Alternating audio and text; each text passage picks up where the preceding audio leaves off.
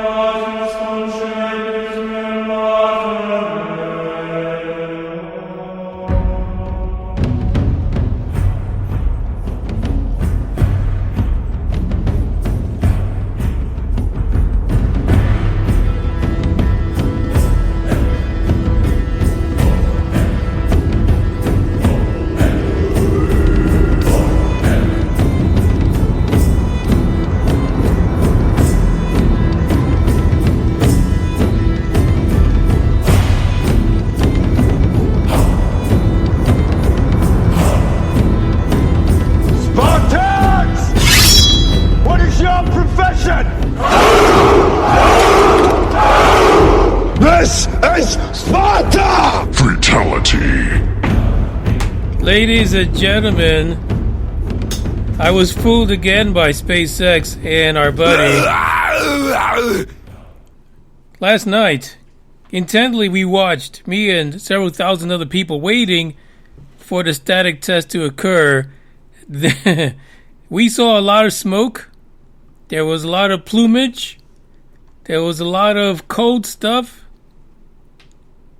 But there was no static test. Apparently, there were some issues. Now, thank goodness again. Thank goodness somebody's watching SN5 to make sure it does not take out half of Boca Chica and some of South Padre Island.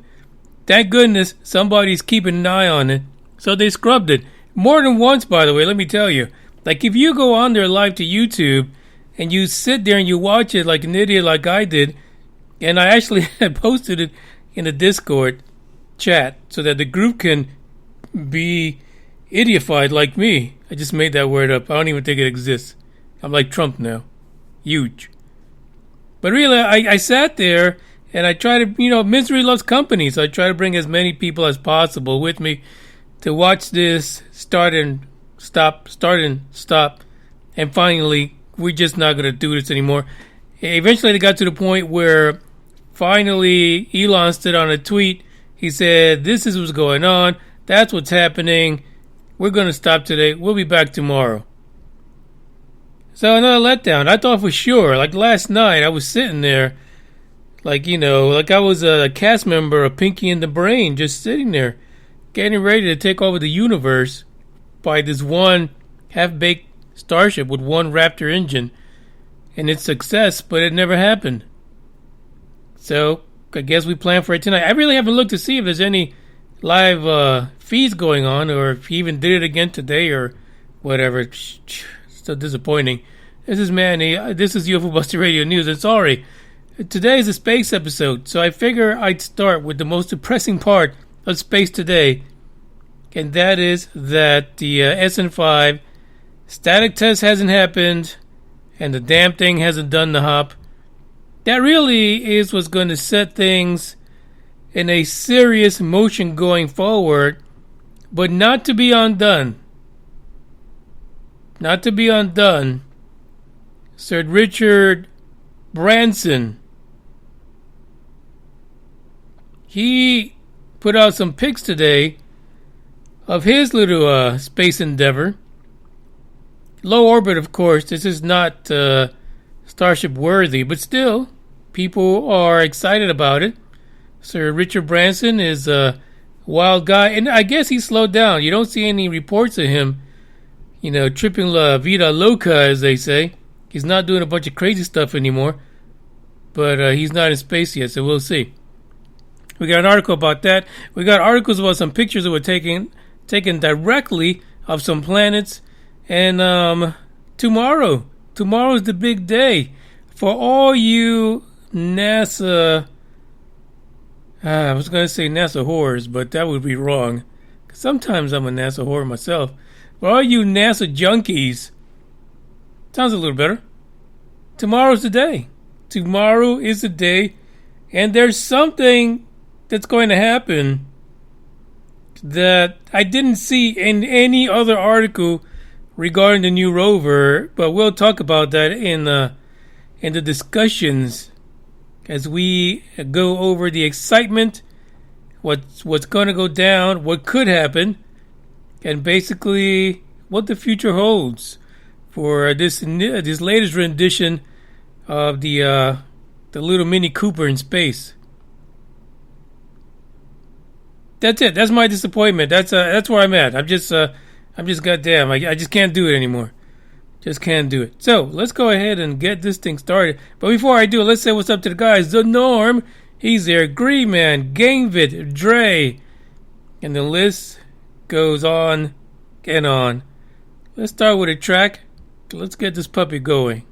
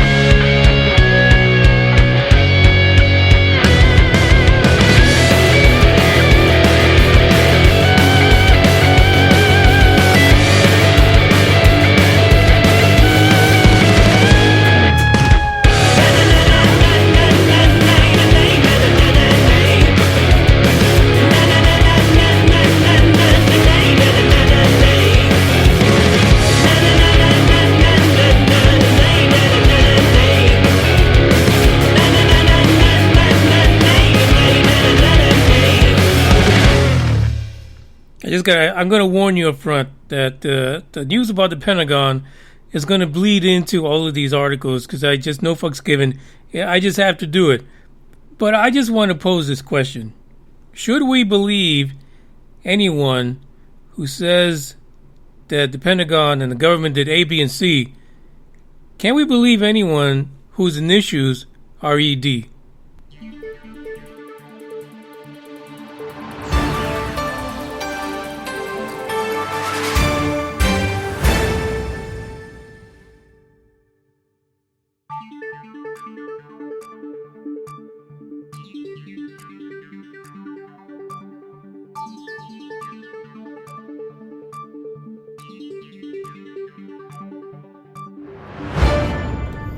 The first article is, like I said, it's pretty, it's beautiful. It is really exciting for me to see this image, though I honestly, deep down inside, I give no fucks about this. Virgin Galactic unveils sleek interior of SpaceShipTwo spaceliner. Finally, it's done. We can see the interior in more ways than one. So you can go to this article, which is part of space.com, actually, believe it or not. It's legit. You can go to the article and check out the pictures. There's about maybe like 7 pictures in the video, you know.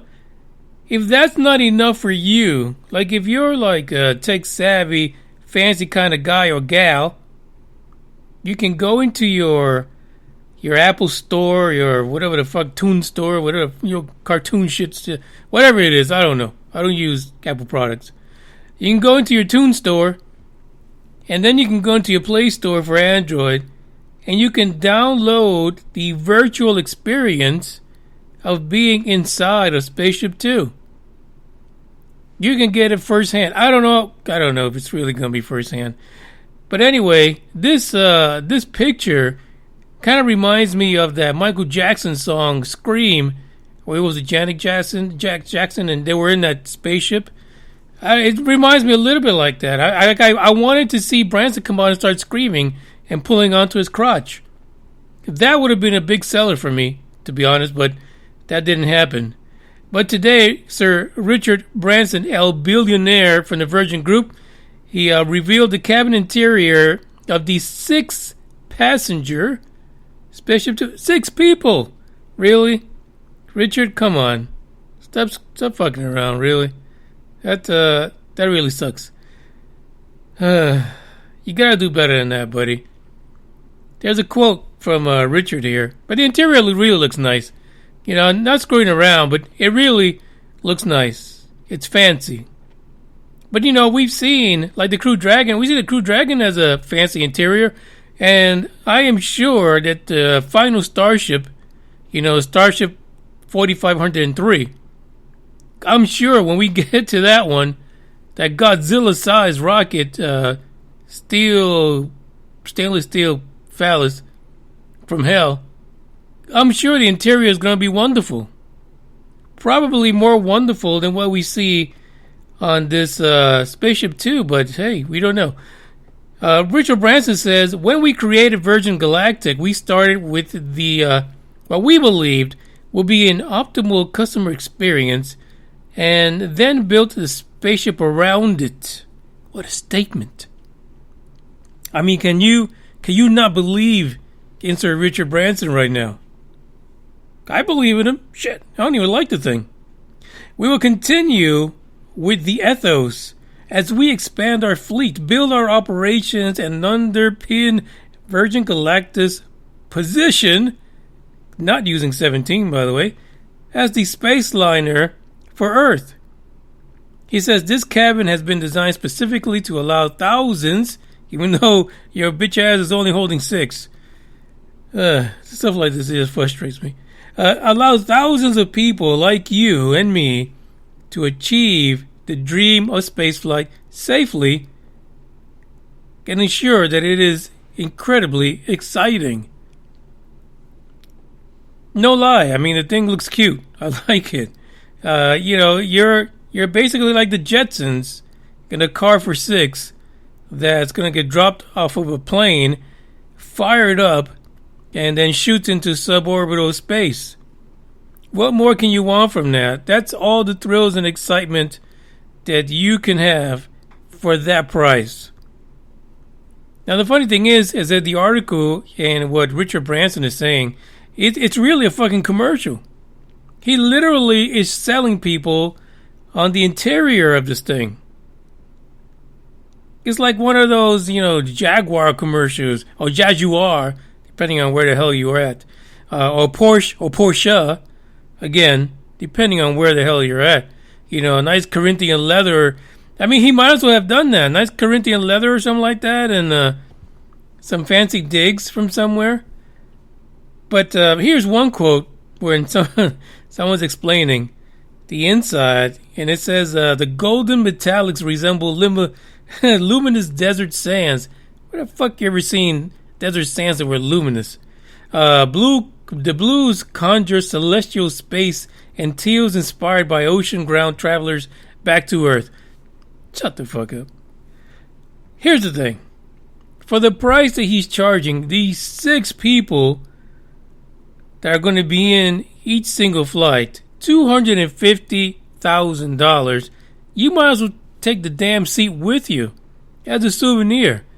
You've got to get something out of this, right? I mean, how long is this whole freaking flight going to last? Like 20 minutes? 250,000? You're shitting me, right? You should be able to take some of these luminous desert sand golden colored metal with your ass back to Earth and keep it. Anyway, the entire thing is going to roll like this as far as how long it's going to take. It really doesn't say, but what it says is SpaceShipTwo is hauled aloft a big plane called the White Knight 2. It's going to drop the spacecraft to an altitude of about 50,000 feet, and for you draconians, 15,000 meters. SpaceShipTwo's onboard rocket motor then kicks on, blasting the vehicle to suborbital space. And it's really neat, the inside. I love it. But for 250,000, shit, let me take a computer chip. Let me get a motherboard out this bitch. He can produce another one. That's a lot of damn money. The Apple App Store, Play Store, go in there, check out the VR.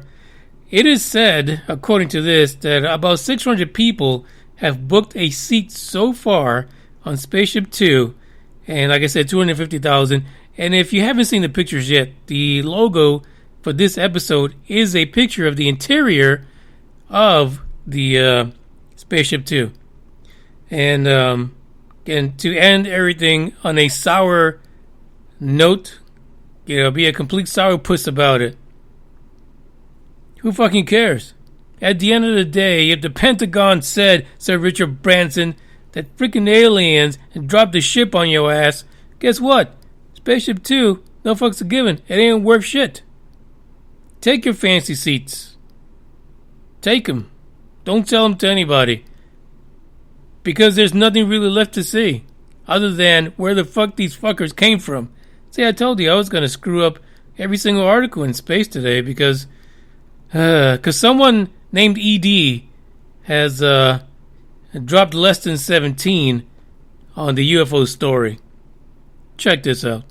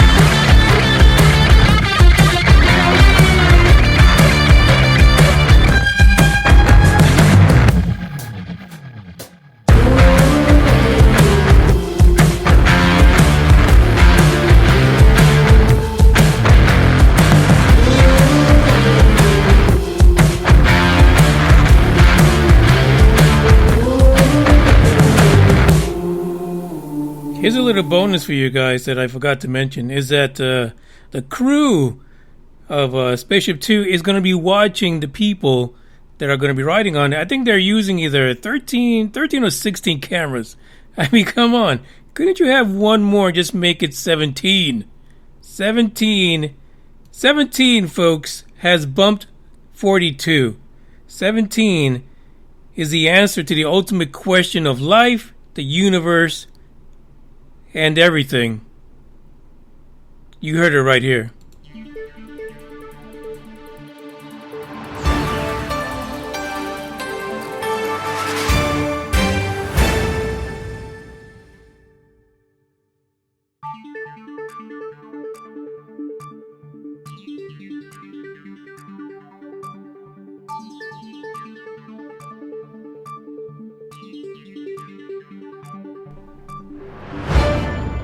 The next story is going to be great. You know what? I typically get up early, but I'm going to get up early and I'm going to tune in to find out what's going to happen tomorrow as Perseverance heads for the Red Planet. And wait a minute. I just figured, wait a minute. Why are we calling it the Red Planet? I thought we can't have names like that anymore. NASA, stop referring to it as the Red Planet. You're going to make me cry. It's ridiculous. I can't do this anymore. NASA readies launch of Mars rover to look for signs of past life, collect samples, and return to Earth. Now, the part that I didn't know about was the return to Earth part. And it's a funky little thing that's going to happen over the next few years in order to make that happen, you know, because, we could use some Mars COVID-45. Why not? Bring that shit back down here. Let's get on with it. Perseverance weighs in at 2,260 pounds. It's about 10 feet long, not 17, 9 feet wide, not 17, and about 7 feet tall. Yeah, not 17. It is equipped with a multi-joint arm, probably like a fifth leg, stretching 7 feet and fully extended, when it's fully extended, not 17, and carries a rotating 99-pound turret. Oh, we're going to kick some ass on Mars. Isn't it? Oh, no, it just has a camera. Piece of shit. But it also has a camera, a rock drill, and chemical analyzer, or chemical using tool. The fact is, this thing is going to go out there, and it's going to look for ancient life, but if ED is correct, nobody cares. Nobody gives a damn about ancient life. And I have a problem with the whole mission, to be honest.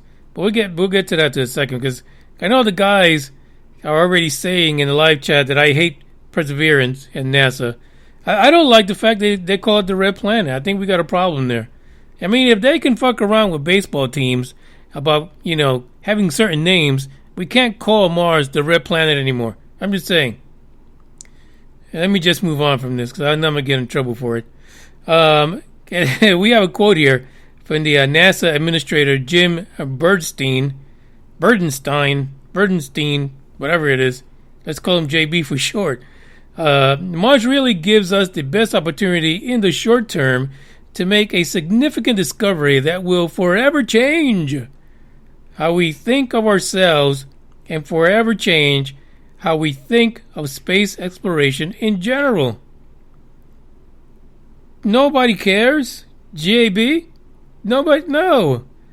Have you not seen the news lately, JB? No. ED, his story just shit all over yours. I'm just saying. Perseverance is basically going to it's going to drill a bunch of holes and get samples ready, get them all together, because what's going to happen, according to Lori Glaze, she's the director of planetary science at NASA's headquarters, this is what's going to go down. I missed this. I'd be like, maybe I just don't read shit well anymore. Maybe I'm getting at that age where shit makes no sense. It just, I don't know. In 2026, a rover is going to fetch the samples from Perseverance. Check that out. Fancy. Aren't they fancy? in about 6 years. It's going to bring them to a rocket that will launch them into orbit around Mars, and then another orbiter is going to come in, rendezvous with this, capture the samples, and safely deliver COVID-110 to Earth. Wow. Isn't that exciting? Like, I missed this. Like, I got stuck at the fact that they were adding that cheesy-ass little helicopter to Perseverance, which they really don't even think it's going to fly, but for fuck's sake, they're going to try it anyway because they had some money to spare. But this whole dance in space of retrieving samples of dead-ass life from millions of years ago, or billions, it's beautiful. It's fantastic. It's 17. It really is. According to her, the Glazer lady, if it sounds complicated, it is. Pat yourself on the back. But NASA's investments in developing autonomous robots and landing large payloads on Mars, thank goodness she didn't say the red planet, I'd be pissed off again, have laid the groundwork for a successful sample return campaign. People go through different avenues to get samples. They could be interdimensional. It could be by using and spending billions of dollars on fucking robots to bring you dead-ass life. I think it's great. It's wonderful. Now, what we're going to see in February is the fabled 7 minutes of terror before landing, and that's basically when this rover is going to go through hell. And it may not make it. It could fizzle out. It could end up, miles away from where it's at in different directions in multiple pieces. And maybe the only thing that lands is the little whirly-bird, little helicopter. Who knows? But what we're gonna experience, and you know what's funny now? There are so many satellites around Mars, the not red planet, that we should be able to catch the whole fucking thing on video now. I mean, really, guys, really, Europe, UAE, China, Japan, India, all you guys should have so many cameras on these rovers and all this equipment heading up there, because China's got stuff going up there, the UAE's got stuff going up there, and now the US got the rover going up. There should be cameras. We should be able to catch really in real time. Well, it takes forever to fucking signal to get here, but we should be able to see the whole 7 minutes. Come on. This is crazy. All this money, you can't even give us live 7 minutes of the damn rover almost destroying itself. It's crazy. Anyway, it's going to slam into the atmosphere at about 12,100 miles per hour, and then the heat shield will endure temperatures as high as 2,370 degrees because of all the friction. But that friction is going to slow it down to about 1,000 miles an hour in about 4 minutes. Crazy. Isn't that nuts? It's going to drop 11,000 miles in 4 minutes per hour. And at that point, when it's about 7 miles above the surface, and at about 190, what am I saying? God damn it! At about 940 miles an hour, it's actually gonna shoot off that parachute and drop the heat shield, and then we'll see what happens. Let's see if it gets that far. We'll see. That's the story there. Yeah, listen. Even if you, the whole red planet thing aside, the whole fact that you're looking for shit that's probably, you're going in thinking that you're going to find dead-ass shit on the planet from millions of years ago when ED just told everyone that we already have ships that have landed here. It just doesn't all coincide. It just, no fucks are given, really. Where are we at right now? Where are we? These stories are just nuts. But nonetheless, NASA, congratulations. You're going to shoot this baby off tomorrow morning. And it looks like it's before 7 a.m. Eastern on the eastern coast out in Florida. So we'll see what happens. Now, there is a developing situation weather-wise off the coast of Florida. So who knows if there may be some impact there, and they'll have to push that down. It's not going to be no Hurricane Hannah, I can tell you that much, because that was a pretty nice little storm, if I do say so myself. This is the last track for today, and then we'll get into the last story.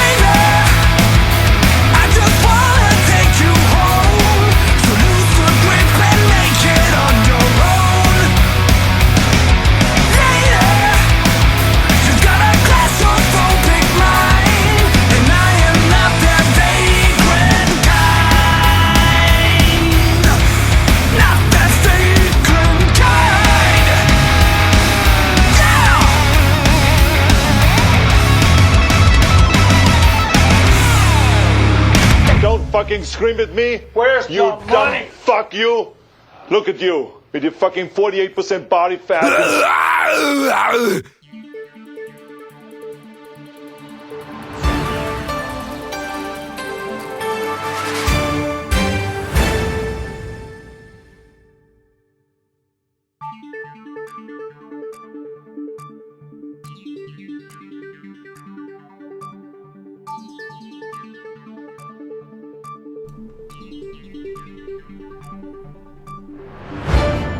Listen, by no means do I want to discourage anyone from, sitting out all damn night looking at whatever the hell it is you think you're seeing. You keep doing it. You keep doing it. But if ED is correct, and some of you are not even getting the ED for some reason. Hopefully you don't get it, by the way. But some of you are. So you know what I'm saying. You know what I'm saying. But if ED was right, and the Pentagon did the do, everything really stops. Nothing really continues. The new norms has been new normed. It's never going to stop. Every fucking year now, there's a new norm. And but this new norm fucks up all the other norms. I'm telling you, it's a big one. It's a big one. It's a big hairy norm. It's going to come in, balls out, and just destroy things. Like Godzilla does, kind of. Astronomers captured the first ever photo of two planets orbiting sun-like star. Now, I didn't know this was a thing. I literally had no... Some of these artists out there are really fucking great. Now, a lot of times you see the pictures. Oh, we just saw this planet, right? And it was about 35 billion light years away. Look at the picture right here. That's what it looks like. Well, no, they didn't fucking look at the planet.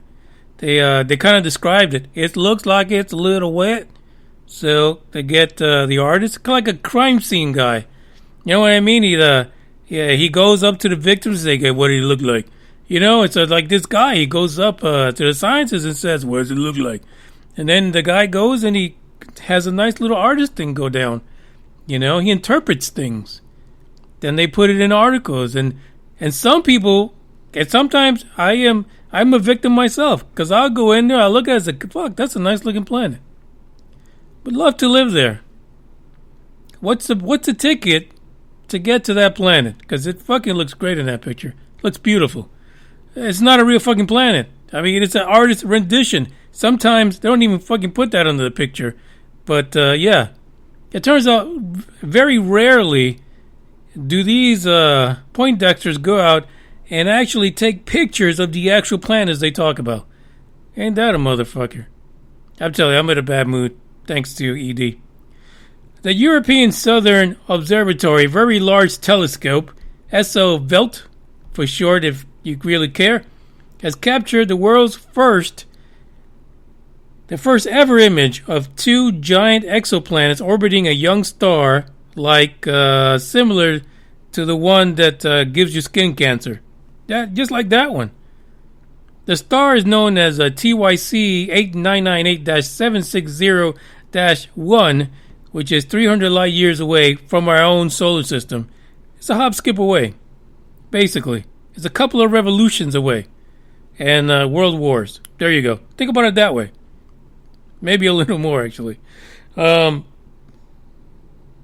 photograph, believe it or not, if you go to this link that's in the article, the description, the link, if you go there, you'll be able to see the image of the star and the two damn planets.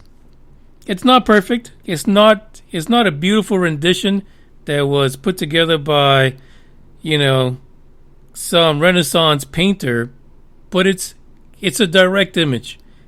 Something you would expect to be not perfect from 300 damn light years away. I'm just saying. Now, apparently it's a big deal that these were direct images. Like I said, I had no idea. It turns out that the majority are indirect images, and I had to look it up. Well, what the fuck is an indirect? Well, it's indirect observation, basically. So what they do is techniques like they call Doppler or transits or eclipses, shadows and other shit. Or when they transit the star, you see little black dots or whatever.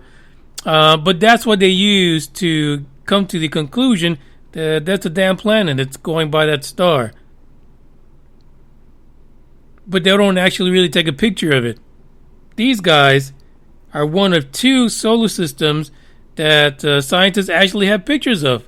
Isn't that amazing? All these times we've been discovering all these planets. What are they, in the thousands now? But we've never had direct images. This is the craziest thing. What the fuck are you guys looking at? Somebody tell me. This all shadows. So we basically making assumptions on planets based on shadows. It's a disappointing month. Like, July is really fucked up. July is ending in the shitter. I just got to be honest about that. We find out some more stuff that's disturbing. So we go through shadows and we figure out there's planets. I know, I'm just kidding. It is what it is. What can you do? They're calling it a groundbreaking image, which apparently was discussed in the ESO site. That's the European site. But the funny thing is that this article, not only did it not have the name of the sun, it didn't have a description of the indirect observations, nothing. It's like, why did this fucker even write this? I actually had to go in and stick in my own stuff. Sorry. In order to make this article work. It's just crazy. So 2 exoplanets, these are gas giants, and they're each several times larger than Jupiter. But what they're saying is that this particular solar system is probably a few thousand years behind where we are today. So they don't expect them, because they're gas giants, they're not rocky planets. They don't expect them to have any life on them. Just, they're gassy, like bugs. They've got a lot to let go of before they get to where they need to be. But the big thing is they took the damn pictures, okay? What can I tell you? Go to the link, check out the pictures. They took quite a few. Doesn't really tell you shit about the planets. They're just fucking colorful dots. And so is the damn sun. A little blurry, but God, leave, folks. It's 300 light years away. What can you do? So like I said, there's only twice has this actually happened. And then it got me wondering about Alpha Centauri. All this talk about Alpha Centauri, how close it is. But I couldn't find any actual pictures of Alpha Centauri. And I think it's only 14 light years away? 15, 16 light years away? Really small number. It's not huge. It's small. Maybe less than 17 light years away. But still, I couldn't find any images of any planets around the Alpha Centauri stars. So who knows? Maybe they're fake too. I couldn't even tell you. This is the podcast for today. I am very disappointed with ED. I'm very disappointed with the Pentagon. I'm disappointed with everyone that's part of this. And the fact that we need to wait for a report is going to bleed into everything. And if you are wondering what you guys are going to hear on Thursday on the Freakout, it's all about ED. There's not going to be a pill remedy. You're not going to sniff some catnip to take care of the 17. No. It's got to be about what ED said and what the connotations are for the future. Because I really think everything's going to change if it's true. But, hey, we got to wait to find out. So Thursday, don't forget to YouTube. Get in there. And you can go in. You can be part of the conversation like the guys are. Come in and give your opinion. There's nothing wrong with doing that. You don't got to show your mug either. We might not even want to see it, to be honest. But come in. Let your opinion be known. We'll listen. I'm sure that if we can listen to half the stuff we do, we would likely take your opinion and accept it, mow it over, and then move the hell on. But you got to be there. You got to be part of the conversation. You can't just sit in your room in the dark considering what ED can do for you, because I don't think it's very much. At this point, I'm just going to say ciao because I think the podcast's over. Check you guys out on Thursday on YouTube. Laters.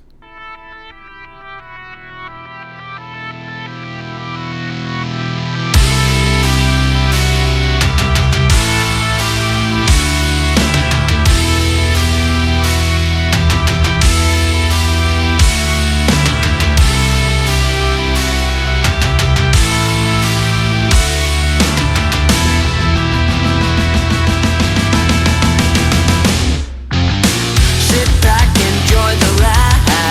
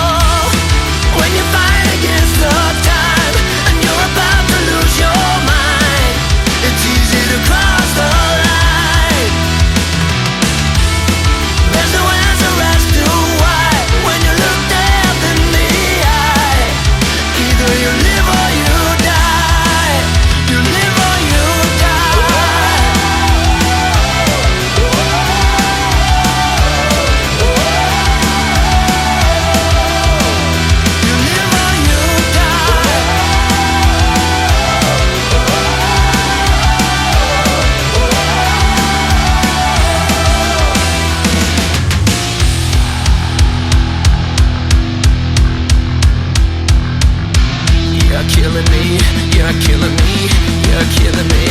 Can't have enough, you're killing me, you're killing me, you're killing me. Can't have enough, you're killing me, you're killing me, you're killing me. When you fight against the tide and you're about to lose your mind, it's easy to cross the line. There's no answer as to why when you look death in the eye. Either you live or you die. You live or you die. You live or you die. Live or you die. China. China. China. China. China. China. China. China. China. China now. China. China. You know, China. I know China very well. China. China. China. China. China. China. China. China. China. Northwest Wisconsin, where I'm from. It's China to me. China. China. China. China. China. China. China. China. You want to buy from China? That's great. Buy from China. Buy toys from China. China in particular. China. China.